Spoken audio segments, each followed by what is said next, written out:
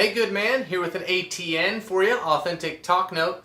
Something that we were processing in group together was the concept of where am I getting my value from? I think that's a common concept that men run into, and we really don't process it all that much until maybe crisis occurs. But let's think about that. Where are we getting our value from? Where do we actually find value? And so often in guys it's about what we can get done and what we can accomplish in our careers, and then how good of a family we have and how well things are able to be fixed in our life and things of that nature. So just making sure that we have an idea that the value actually comes from just being, knowing that you're a good being, knowing that you're accepted, loved, and valued just the way you are, and that your performance and what you do, your career, the task that you conquer, the appearance that you have, all of those things don't define you. Those are to be an expression of you. Just like the relationships in your life, that we're not taking value from the people in our life. Sometimes our number two, we care so much about them that what they say is absolute truth, and rather maybe if they say something negative about us, it just beats us down and it takes us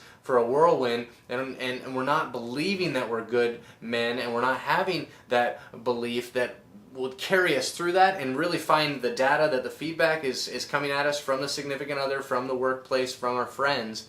Instead, we wear it as our identity and our value that we're not good because I messed up, because I haven't made enough money, because I'm not a good enough husband. Whatever the thing is that you're getting feedback on, it's really just a data point to look at and say, okay, where do adjustments need to be made where that I'm getting that feedback so that I can bring my goodness to these expression points or these circle relationships rather than getting my identity from the feedback. There's a big difference there, and really checking how much joy that brings to your life. If there's not joy in your life, it will be very difficult to bring joy to your life. So how do you perceive yourself? Really adjusting and looking at and assessing, what does the number one look like? How do I view myself? Because that's how I'm going to transfer it to my number twos, threes, and on out, and that will have a huge impact in the joy that you're allowed to enjoy every day. So let's look at that. Call to authenticity. Look at how you perceive yourself. What is the number one saying about you? And then how are we taking feedback from our twos, threes, fours, and fives?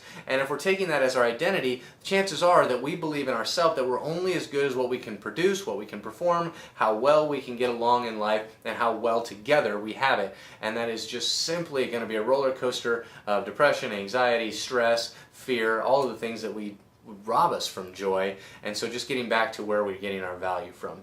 As far as circle of relationships, a big number one, assessing the number one. How do we perceive ourselves? And then looking at our relationship and getting feedback and saying, how are we transferring that joy onto others or lack of? And then really the spies here, the big piece here is spiritual. How do you view yourself spiritually? Are you good, accepted, and loved? Or are you only good as much as you perform? And then the same thing with your social health. Are you good just because you are you? Or are you good because, is there, things that are tied to that? You're only good because you provide, you're only good because you care, and you're only good because you're forgiving, loving, all of those things. So just being careful that we're not tying that to our performance and our productivity, and we're really looking at our value from the I am good. That's it. All right, there's your ATN for today. You are a good man, and we will talk to you next time.